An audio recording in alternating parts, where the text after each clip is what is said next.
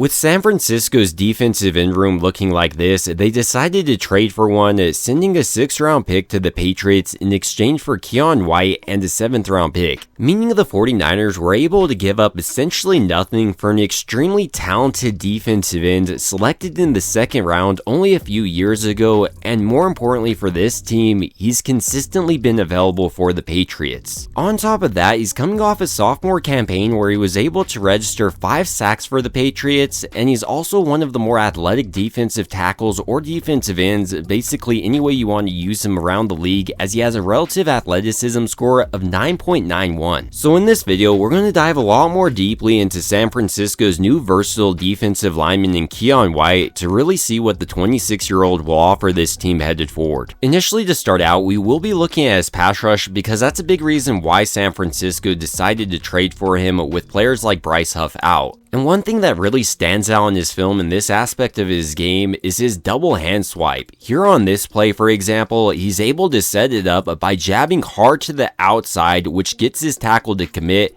and then as soon as he sees this, he almost sidesteps it, then comes hard on the double hand swipe, and almost instantly finds his way into the backfield. This guard stands no chance with his athleticism, and then finally, he comes through and not only gets a sack on Burrow, but also forces a fumble. White also does a nice job of building on this double hand swipe. Here on this play going against the Giants, for instance, he once again gets his tackle's momentum going one direction using his feet, and then once the tackle commits, he comes through on a double hand swipe. And even though this tackle does a pretty nice job of responding, because he keeps his hands active, coming through on a rip, and then bends his corner, he's able to get the sack on the quarterback. And while mainly so far we've been focusing on his ability as a defensive end, he also has the versatility Robert Saleh and Chris Kasarik love, as he can also play defensive tackle, and he really excels here. To really illustrate this point, here on this play, he is lined up as a defensive tackle, and because he is such an athletic and big player, he often beats less athletic guards. To really illustrate this, like we've seen throughout this video, he uses his hard step to the outside to get this guard to commit there, and then as soon as he does, he's coming through on this hand swipe, and he's exploding through this gap and gets extremely skinny here, bending the corner on this guard like you would see him bend the corner on a tackle, and then he finds his way into the backfield almost instantly on this play and gets a sack on Williams. While some teams don't know how to use a player like this, San Francisco definitely does. It reminds me of a player like Charles Omenihu, or even this year, he's kind of similar to Mykel Williams. Here on this play, to further highlight just how dominant he can be on the interior of a defensive line, he's going against this center, and because he has such long arms, he's able to time up this center's punch with his hand swipe, swipes away his hands almost instantly on this play. And because he's so athletic for a 6'5", 285-pound defensive end, the only thing the center can really do on this play is hold him and hope the ref doesn't call any penalty, and even then, White is exploding through this hold and getting the sack on Smith. Another move I really like of White's is his bull rush. Here, once again lined up as a defensive tackle, for instance, he starts to walk this center back into the backfield, and then with Burrow looking for a lane, he uses his length to disengage and ultimately get the sack on this play. White also does a nice job of identifying when the player is off balance and then attacking him with his bull rush. Here on this play with 77 off balance, for instance, he's able to quickly attack him with the bull rush and walk him right into Aaron Rodgers' lap. It's also worth noting White does a nice job of using his length to disrupt the quarterback's throwing lanes. Here on this play, for instance, even though he's not able to get the sack on Rodgers, he throws up his arm right here and nearly breaks up this pass. And this is pretty common for White, as he already has 8 passes deflected in his young career. Another underappreciated part of his game that I think he's actually improved on throughout his NFL career is his play recognition. Here on this play, for instance,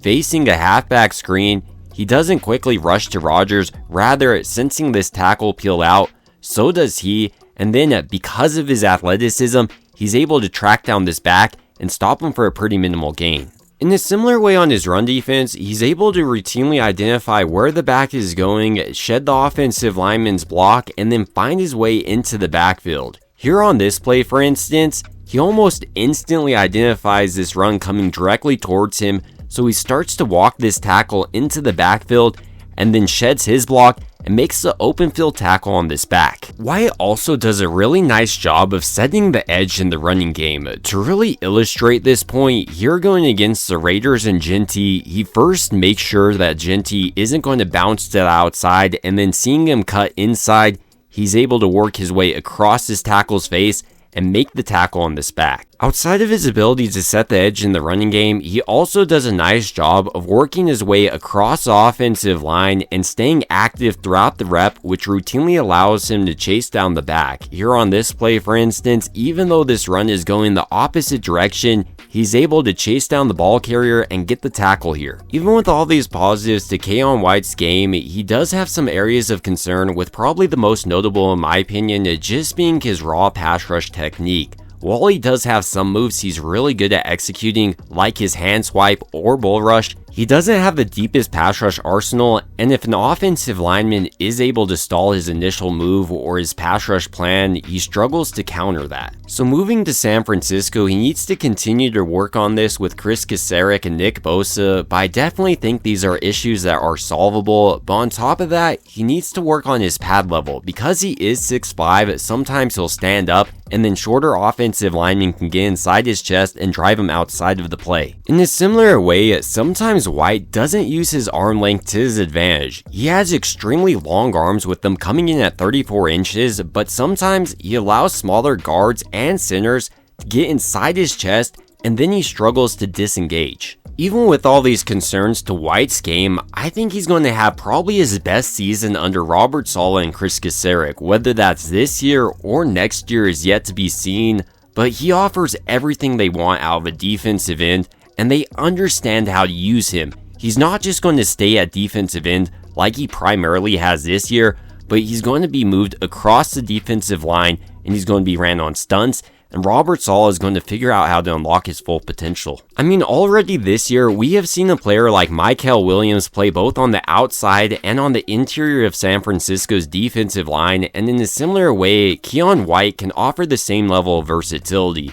When Bryce Huff returns, he can play a lot more on the interior, but with him missing this game most likely, he's going to be a defensive end primarily. So when I'm looking at this trade for White, I think it's a perfect move for San Francisco. Not only are they getting a young defensive end with a ton of potential, they got him for essentially nothing, and on top of that, they have him for at least 2 years as he's under contract through the 2026 season. But ultimately, these are just some of my thoughts on the 49ers acquiring Keion White from the Patriots, and I want to hear your thoughts down below. What do you think of this deal? Do you think it's a solid pickup like I do, or would you rather have seen San Francisco have gone all out and made a trade for a player like Trey Hendrickson?